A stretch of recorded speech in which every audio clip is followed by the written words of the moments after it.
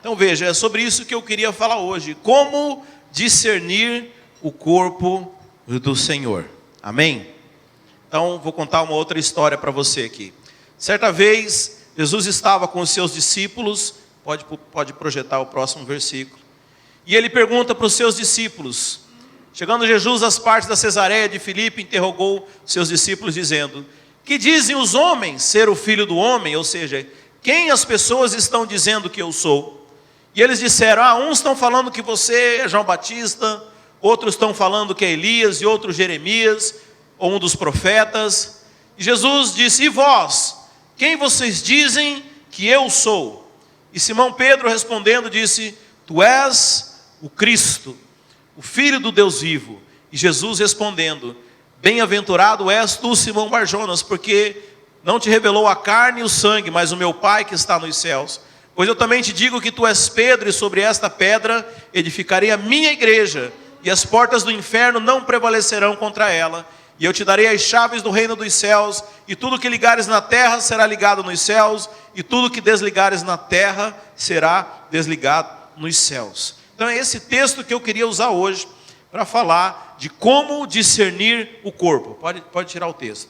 Então veja, Jesus já caminhava há algum tempo com seus discípulos e as pessoas questionavam, né? Os fariseus questionavam: quem que é esse Jesus que apareceu aqui? Não é o filho do carpinteiro, mas ele ensina nas sinagogas, ele faz milagres e dessas coisas. E havia uma ponderação entre as pessoas de quem que era Jesus, né? Então uns falaram: ele deve ser um profeta como João Batista, né? Ou outros, ele deve ser a reencarnação de Elias. Você sabe, Elias ele não morreu. A Bíblia fala que ele foi arrebatado por uma carruagem de fogo. E havia aquela discussão, mas aí de repente Pedro, o apóstolo Pedro, ele fala assim: olha, eu sei quem tu és o Cristo. Você sabe, Cristo não é sobrenome de Jesus, irmãos. Eu sei que as pessoas acham que Jesus é o primeiro nome e Cristo é o sobrenome. Não havia sobrenome naquela época, né? Eles falavam Jesus, filho de Maria e José. Mas Cristo significa redentor, aquele que veio salvar as pessoas. Então Pedro fala: tu és o Cristo, ou seja, tu és o Salvador, aquele que o Pai havia de enviar para nos salvar dos nossos pecados. E aí Jesus, reconhecendo a propriedade daquilo que Pedro era pescador, irmão. Pedro era um cara iletrado, ele não era um cara culto, né? Ele tinha a língua pesada, ele não era alguém que tinha muita sabedoria, mas quando ele abre a boca para falar aquilo, Jesus fala: não, peraí, essa revelação que você teve, Pedro, isso aí não veio de você.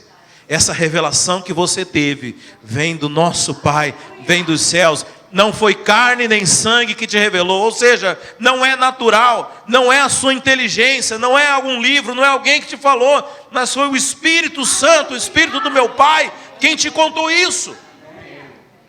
Então a vida cristã, irmãos, ela começa com uma revelação. A vida cristã não começa com um ensinamento. Eu sei que a gente ensina para ver se a pessoa tem uma revelação. Mas a maneira toda a conversão, todo novo nascimento, ele começa quando a pessoa tem uma revelação da parte de Deus, de que somente Jesus é o caminho, a verdade e a vida. Então não é apenas um ensino. Eu sei que às vezes a gente tenta convencer, e tenta argumentar, e tenta persuadir as pessoas a entender as coisas de Deus, mas a Bíblia fala que as coisas do Espírito não se discernem na nossa mente, mas são discernidas espiritualmente. Então aqui fala do começo de uma caminhada cristã. Ela vem através de uma revelação. Amém? Eu espero que todos já tenham tido essa revelação. Deus já tenha mostrado para vocês que esse é o caminho, essa é a verdade. Sabe, não é convencimento. A igreja de hoje, ela tem se tornado muito complacente às vezes com isso, né? E a gente costuma brincar, tem pessoas que não são convertidas, tem pessoas que foram convencidas, né? Eu não gosto de um termo também que as pessoas usam muito: faz um apelo para a pessoa aceitar Jesus, né? Parece que você está apelando, né? Não, por favor, vem aceitar Jesus, tadinho dele, vai ficar sozinho aqui na frente.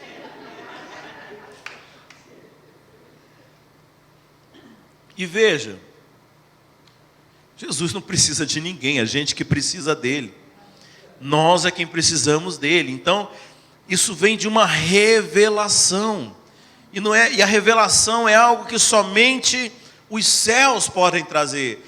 Veja, se você está orando para alguém na sua família se converter, você tem que orar para que essa pessoa tenha revelação, para que o Espírito Santo toque ela. Sabe, nós somos como aquele cego à beira do caminho, o cego Bartimeu. A gente não tem condições de enxergar. A única maneira de ser salvo é se Jesus for até você, estender a mão e te puxar. Nós não sabemos o caminho. A Bíblia fala que nós andávamos perdidos, nós andávamos como ovelhas desgarradas. Mais do que isso, a Bíblia fala, nós éramos inimigos de Deus.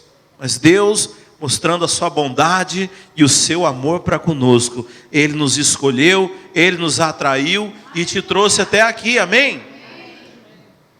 Foi você nada que escolheu de Deus, Ele que escolheu você. A vida cristã começa nessa revelação, e quando você tem a revelação de Jesus Cristo, é maravilhoso, porque você descobre que tem um Salvador, você descobre que a sua dívida está paga com Deus, você começa a pedir, você começa a se sentir amado por Deus, e você começa a ter acesso às coisas que são celestiais. Mas você sabe, ainda é um evangelho focado no você, você isso, você aquilo, né? Mudando aqui um pouco a posição só do narrador, né? Eu isso, Deus me ama, Deus cuida de mim, Deus e eu. Ainda é um evangelho num relacionamento individual com Jesus. É você e Jesus. E isso é muito importante, irmãos. Mas eu quero dizer para você hoje que não para por aí. Amém? Fala assim, não para por aí. Tá, todo mundo está acordado. Aleluia. Sabe, esse é o primeiro passo. Esse é o primeiro passo. Se você entendeu o sacrifício de Jesus, se você se relaciona com Ele, amém, glória a Deus, você está debaixo do sangue, você vai para o céu, você, aleluia, você é uma nova criatura, você nasceu de novo. Mas deixa eu dizer, Deus quer te levar mais, Deus quer te levar mais longe, amém? Então veja, Pedro quando fala para Jesus, Jesus pergunta, né? Quem dizes que eu sou, né? E Pedro fala, tu és o Cristo, tu és o Filho do Deus vivo, amém? E Jesus fala, bem-aventurado és Simão, pois te digo agora que tu és Cefas, tu és Pedro. Aliás, isso é outra coisa. Simão é aquele que ouve no grego, mas Pedro é Cefas, é pedra. Agora você é uma rocha, você é alguém firme, você é alguém que está sendo edificado, você é alguém consolidado. Mas veja, não para aí, irmãos. E Jesus continua falando agora, projeta lá, Jesus fala agora sobre essa revelação que você teve, eu vou edificar, vou edificar a minha igreja. Bem-aventurado és, Simão Barjonas, porque te não revelou a carne e o sangue, mas o meu Pai que está nos céus. Pois também te digo que tu és Pedro, tu és Cefas, tu és uma pedra, e sobre esta pedra, qual pedra? Essa revelação que ele se tornou agora, eu vou edificar a minha igreja. Para aí agora.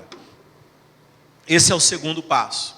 A primeira revelação, pode tirar o slide, para não distrair. A primeira revelação é a revelação de Cristo. Sem essa revelação, você não edifica nada, você não faz nada, você não vai para frente, você não nasceu de novo.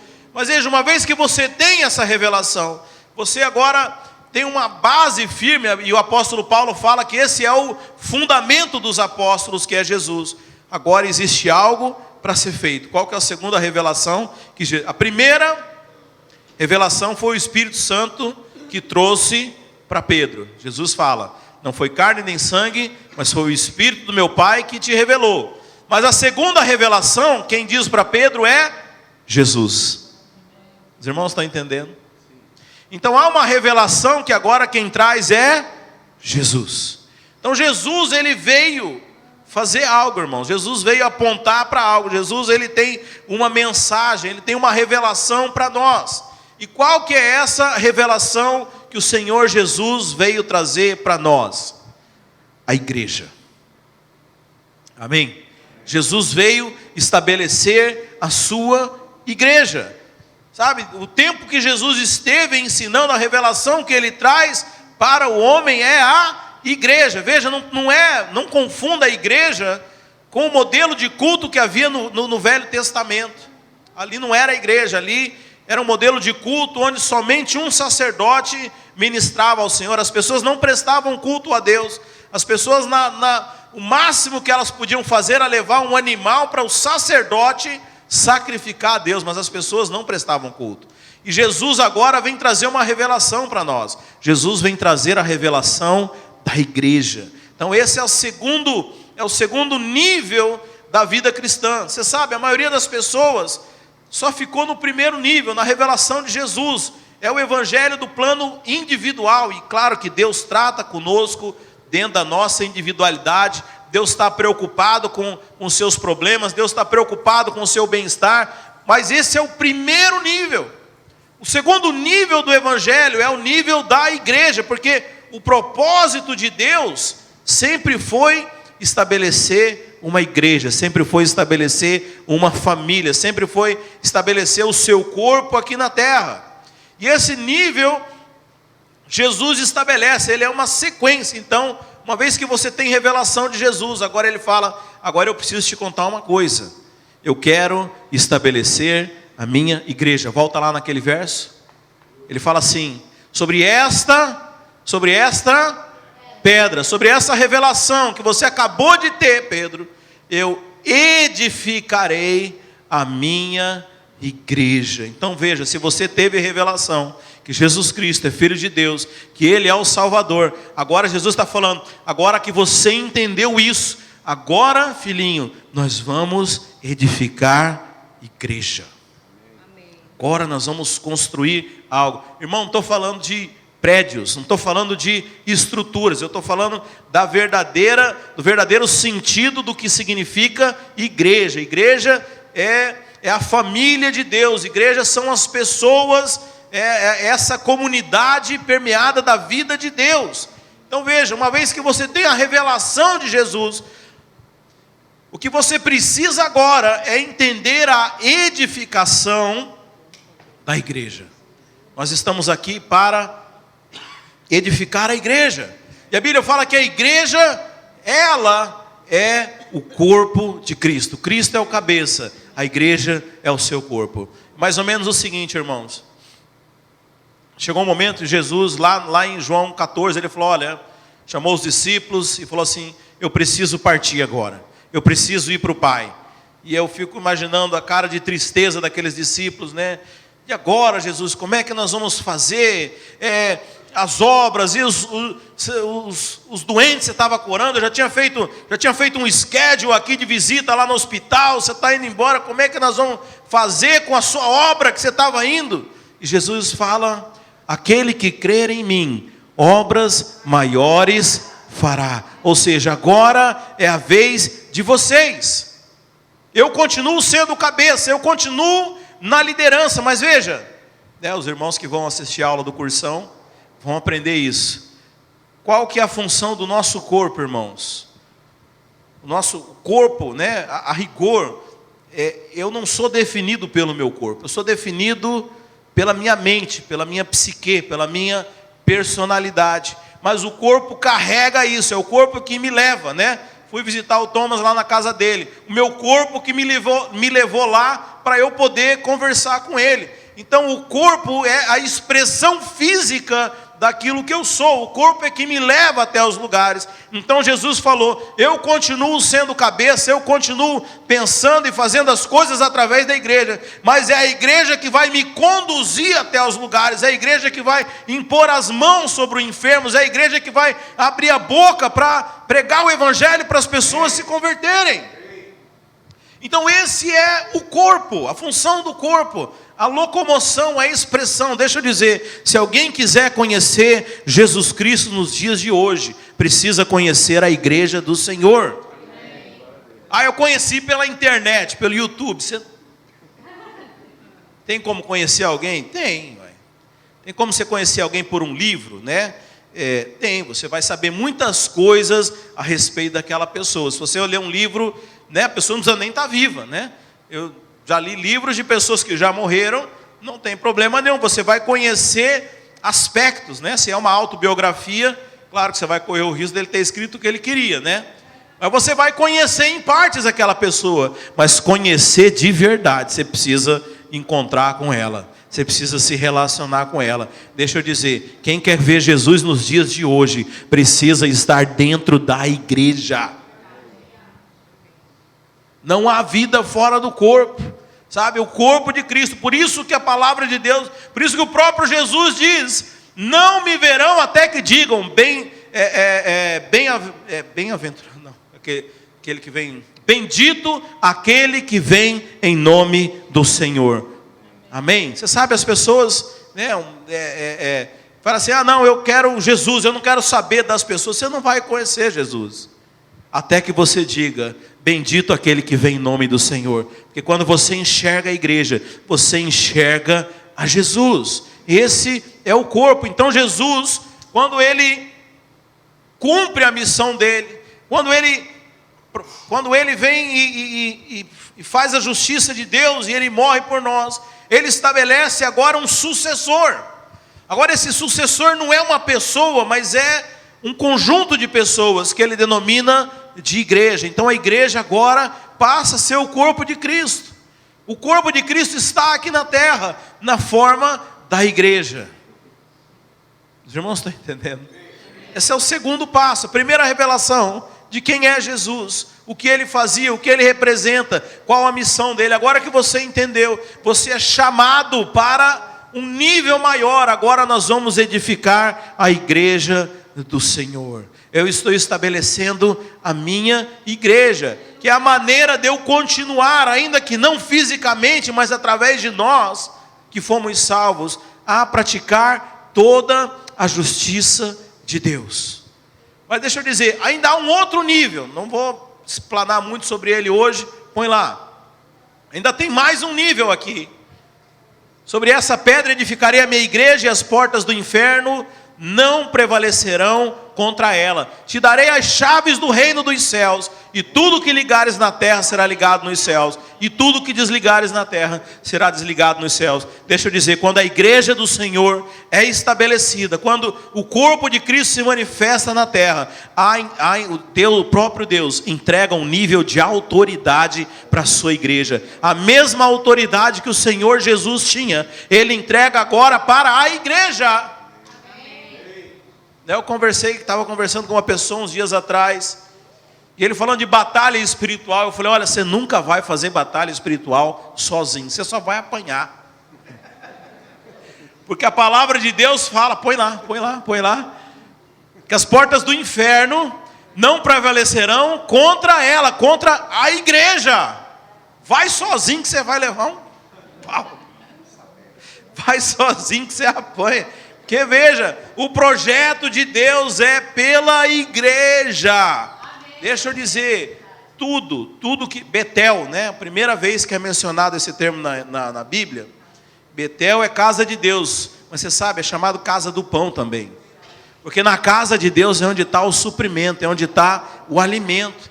Então o projeto de Deus para nós, e se você entendeu, Deus quer que você agora enxergue a igreja. Agora põe no verso seguinte. Vamos lá para o apóstolo Paulo, lá em 1 Coríntios 11. Hoje está complexo ou está tranquilo, gente? Agora veja, Paulo fala o seguinte: portanto, qualquer um que... Não, vou para baixo aqui. Examine-se, pois, o homem a si mesmo, ou seja, checa aí, vê se você entendeu. E assim coma do pão e beba do cálice, porque o que come e bebe indignamente... Voltamos no problema aqui, né? Indignamente. Como que é indignamente? Come e bebe sua própria condenação. Não discernindo o corpo de Cristo. Não discerniu a igreja. Não entendeu. Então veja, a ceia, o sangue de Cristo, ele é para aqueles que conseguiram enxergar a igreja. Uma forma muito simples, irmãos. Só toma a ceia quem está aqui. Aquele que entendeu Jesus pelo YouTube, ele não toma a ceia sozinho. A ceia, ela é um memorial não apenas do Senhor Jesus, mas um memorial que nós somos uma igreja, porque a ceia, ela é para ser tomada no coletivo. A ceia é o partir do pão dos filhos na casa. Então veja, o sangue de Cristo, as bênçãos do Senhor, elas são liberadas na casa, elas são liberadas para os filhos, elas são liberadas na igreja, são bênçãos para o corpo. Então nós precisamos, irmãos, caminhar e entender como que funciona a igreja, o que Deus quer edificar com isso, irmãos, entender que o projeto de Deus para nós é um projeto como família, é um projeto como corpo, é um projeto de unidade. E essa revelação, irmãos, infelizmente, não é a revelação da conversão, mas é talvez a revelação do filho maduro, daquele que entendeu o projeto de Deus, de poder enxergar a igreja. Então, quando nós estamos falando da ceia do Senhor, o requisito para que você tome parte do sangue e do pão, para que você desfrute do alimento espiritual, é você enxergar a igreja, é você enxergar o corpo de Cristo, sabe? Aí eu quero dizer para você, cuidado, porque muitas pessoas confundem a igreja apenas com uma reunião social, com um dia de comunhão, de reunião. Veja, não é muito mais do que isso. Nós estamos reunidos aqui como o corpo do Cristo, o corpo de Jesus, sabe? Há poder na igreja. Como eu falei, as portas do inferno não prevalecem contra a igreja. Aquilo que a igreja estabelece, quando a igreja entende isso, ela passa a governar, porque Jesus fala que aquilo que ligasse na terra seria ligado nos céus, e o que ligasse nos céus seria ligado na terra. Então veja, irmãos, a revelação da igreja é algo que nós precisamos entender, que Jesus estabeleceu uma maneira, né? É tão difícil às vezes nós falarmos disso, porque nós vivemos numa sociedade que cada vez mais conspira para o individualismo, né? E eu falei que se você é alguém individualista, você vai se dar muito mal lá no céu, porque o céu não é lugar de individualismo, mas é um lugar do coletivo, né? O plano de Deus sempre foi ter uma família, o plano é ter uma casa cheia, irmãos, e nós precisamos entender isso, entender que o projeto que Deus tem para nós nos nossos dias hoje é edificar a igreja, é edificar a casa, é trazer os filhos para casa. Deixa eu dizer, a bênção é liberada na casa, mas o pão e o vinho são também liberados na casa. É aqui que você se alimenta, é aqui que você é cheio de Deus. É aqui que Deus nos capacita, nos treina, nos prepara para podermos viver aquilo que Ele tem para nós, irmãos. Então, quando o apóstolo Paulo ele fala daqueles que estavam bebendo do cálice, sem discernir o corpo, o que é isso, irmãos? É aqueles que vivem o evangelho na sua individualidade. Eles querem beber o cálice, eles querem a salvação, eles querem todos os benefícios da cruz, mas eles não entenderam, eles não discerniram o projeto de Deus. É mais ou menos como se você quisesse um privilégio. Deixa eu tentar pegar um exemplo aqui do mais simples possível. É como se você recebesse um ingresso para participar de alguma coisa, e alguém fosse lá e entregasse aquele bilhete na sua mão para você poder entrar em alguma coisa, né? E aí você achasse que fosse só aquele papel. Mas aquele papel, na verdade, é para te dar acesso a algo que é muito maior e é muito mais completo do que aquilo. Então Paulo está falando daqueles que bebem do sangue, bebem do cálice da salvação, mas não discernem o corpo. Eles estão vivendo indignamente. Agora, o que é indigno? É você estar aquém. É você estar muito longe daquilo que era para você viver. Então Deus preparou uma vida abundante, uma vida de suprimento. Os irmãos estão conseguindo entender aonde eu quero chegar? Estão quietos, irmão? Fala amém para eu saber que você está entendendo.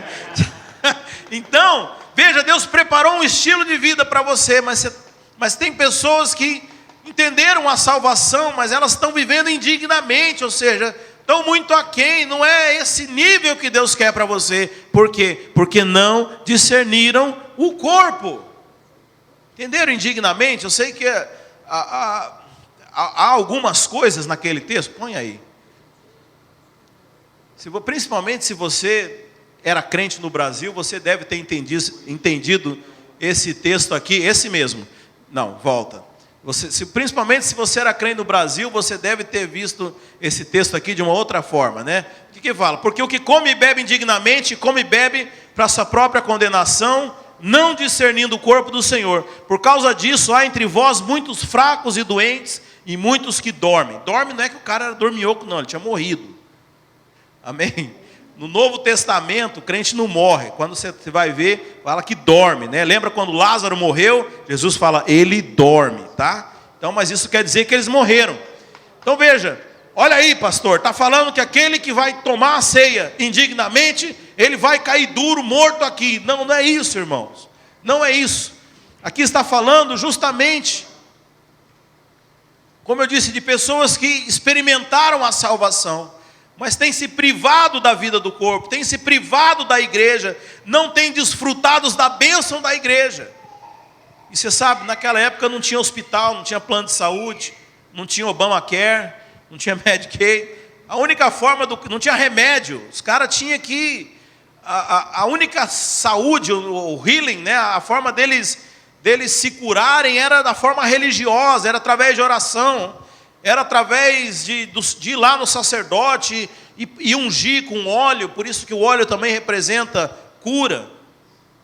E o apóstolo Paulo está dizendo o seguinte, olha, porque vocês não discernem o corpo, porque vocês não entenderam a igreja, porque vocês não entenderam o plano de Deus, por isso há muitos fracos e doentes entre vós, e uns que até morreram, porque você não percebeu que a cura estava na igreja, que a salvação está na igreja. Então você se perdeu, você podia estar lá na igreja, as pessoas oraram e você tinha sido curado, você não precisava estar padecendo, sabe? Eu quero dizer que ainda hoje, muitos crentes estão fracos, porque não discerniram a igreja, não discerniram o corpo, estão bebendo do cálice na sua individualidade, vivendo indignamente aquém da vida que Deus tinha para eles, porque não enxergaram o corpo de Cristo. Muitos crentes estão doentes da alma, doentes fisicamente, mas doentes na mente, porque tem bebido, e crentes, pessoas que bebem do cálice, pessoas que entenderam, tiveram a revelação de Jesus, mas pararam aí, estão vivendo indignamente, estão vivendo aquém, estão vivendo uma vida miserável, sendo que era para ter uma vida abundante, porque não discerniram o corpo. Não discerniram a igreja, não entenderam que tudo que Deus tem para eles, todo o projeto de Deus está dentro da igreja. Ah, pastor, eu não concordo. Bem, problema teu, Deus que falou isso. Goste ou não goste, foi Deus quem estabeleceu dessa forma. Sabe, eu gosto de comparar a igreja. Para mim a primeira menção da igreja é a Arca de Noé, irmãos. Por que a arca de Noé? Bem, Deus vai enviar o juízo, quem estiver dentro da arca vai se salvar, quem estiver fora vai se afogar. Só que agora a segunda não vai ser com água, vai ser com fogo, né? Bem, eu fico pensando, irmãos, como que era aquele ambiente da arca de Noé, né? Irmãos, às vezes eu não consigo dirigir meia hora com meus 2 filhos dentro do carro, de casa até aqui. Você imagina, o cara ficar dias, meses, semanas dentro da arca, aguentando a criançada e um monte de bicho, sogro, cunhado, primo, sei lá, horrível ambiente, aquele trem mal cheiroso, né? Porque eu imagino os animais fazendo, mas era o lugar onde eles iriam ser salvos, quer queiram ou quer não. Você está me entendendo, irmão? Tem gente que a igreja tem muito bicho lá, pastor. Tem muito porco espinho lá na igreja. Eu falei, pois é, filho, mas é onde você vai ser salvo. É onde Deus vai te guardar. É onde é feita a batalha espiritual. Sabe, quer você queira ou não. Agora deixa eu dizer, eu também não sou o Mr. Maravilha, nem ninguém aqui. A maneira como Deus lida conosco é pedra lixando pedra, é um se aperfeiçoando através do defeito dos outros. Aliás, o grande exercício De graça é você conviver com pessoas que têm defeitos quanto você, e você chegar à conclusão: eu não posso julgar o meu irmão, porque eu também sou cheio de defeitos. Na verdade, essa é a graça de Deus. A graça é justamente para quem não merece. E talvez Deus permite a gente viver em ambientes imperfeitos, para a gente se dar conta que a gente é imperfeito, e que a gente não merece exigir nada de ninguém, porque nós somos assim. Eu quero dizer que aí você entrou na graça de Deus, porque a graça é para quem não merece. Enquanto você está exigindo justiça, enquanto você está exigindo perfeição dos outros, você está dizendo o quê? Eu mereço mais. Esse eu mereço, irmãos, é o que te tira da graça, porque a graça é justamente eu não mereço. Por isso que a gratidão é tão importante, irmãos, porque quando nós cultivamos a gratidão, o que é a gratidão? Eu não mereço. Isso aqui é muito mais do que eu tinha. Sabe, deixa eu dizer, a igreja é o lugar perfeito para que a gente possa crescer, para que você possa ser guardado, para que você possa ser cuidado, para que você possa viver dignamente a salvação que foi conquistada para você na cruz. Sabe, e esse texto fala isso, então, aleluia. Irmão, se você for para alguma conferência, não dorme no hotel com o Hilton, não. Porque esse celular dele toca de 1 em 1 hora, e ele fica falando, aleluia. É ou não é, Ronaldo?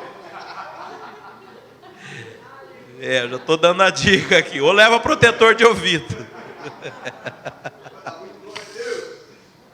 De 1 em 1 hora esse homem fica falando, aleluia. Podia ser só de dia, né, Hilton? Então veja, irmãos. Deus quer que você viva dignamente. Deus quer que você desfrute. Sabe, a maneira de você beber do cálice, da maneira de você desfrutar da salvação, é discernindo o corpo, é enxergando a igreja, é vendo além daquilo que é natural, vendo além, natural. O que é o natural? Não é só uma reunião, é só aquele cara lá falando a manhã toda. Não, é você enxergar a igreja do Senhor, você enxergar o propósito eterno, aquilo que Deus quer fazer. Sabe, a maneira de você viver dignamente. E da mesma forma que o apóstolo Paulo fala, olha, porque não discerniram, porque não entenderam que era para ir para a igreja, filho. Olha lá, muitos fracos, muitos doentes, outros até já se foram. Se tivesse na igreja, não teria acontecido isso. Se tivesse discernido o corpo, não teria acontecido isso. Porque Deus tem cuidado para você dentro da igreja. Sabe, o projeto dele, né? E por último, irmãos, quando Pedro tem a revelação de Cristo, Cristo fala, olha, agora você era Simão, né? Você era aquele que ouvia, né? A Bíblia fala que a fé vem pelo ouvir. Você é aquele que ouvia, mas agora que você teve a revelação, você é Pedro, você é Cefas, você agora é uma pedra, né? E é engraçado que o próprio Pedro escreve lá em 1 Pedro, que hoje nós somos pedras vivas. Ou seja, todo aquele que teve essa revelação, ela é uma pedra viva. Nós somos como pedras vivas, sendo edificados. Preste atenção nisso. Não é ajuntamento de pedra, irmãos. Ajuntamento de pedra, é só você chamar um cantor gospel, você vai ter um ajuntamento de pedra. Você tem um monte de pedra, um monte de gente que é salva, mas está ali, tudo junto, mas não está edificado. Os irmãos estão entendendo? Essa parede aqui está edificada, pode dar um chute nela aqui, eu quebro o meu pé, mas eu não quebro a parede, porque ela está edificada. O que faz uma parede ser edificada? No caso, aqui atrás desse drywall, é uma alvenaria, né? Só para os irmãos entenderem. Então tem os blocos de tijolos, tem o cimento, aqui já vem pronto, mas o cimento, não sei se você sabe, ele é a mistura de areia com cimento, água que seca, né? E fica bem duro. Então aqui eu tenho esses elementos, mas veja, se você for lá no Home Depot, se for no Lowe's, você vai achar todos esses elementos. Você vai achar um monte de pedra, vai achar um monte de tijolo, vai achar um monte de cimento, mas não quer dizer que está edificado. Os irmãos estão entendendo? Edificado é muito mais do que ajuntado. Então, o apóstolo Pedro, ele fala no fim da sua vida, que nós somos como pedras vivas, edificados, como um edifício, uma casa santa para Deus. Deus habita no meio da sua igreja. Por isso que aqui há salvação, por isso que aqui há suprimento, por isso que aqui há cura, por isso que aqui você é guardado, por isso que aqui há crescimento, por isso que aqui Deus protege e cuida de você, e o projeto de Deus é feito na sua vida, porque isso é para aqueles que discerniram o corpo. Amém, meus queridos?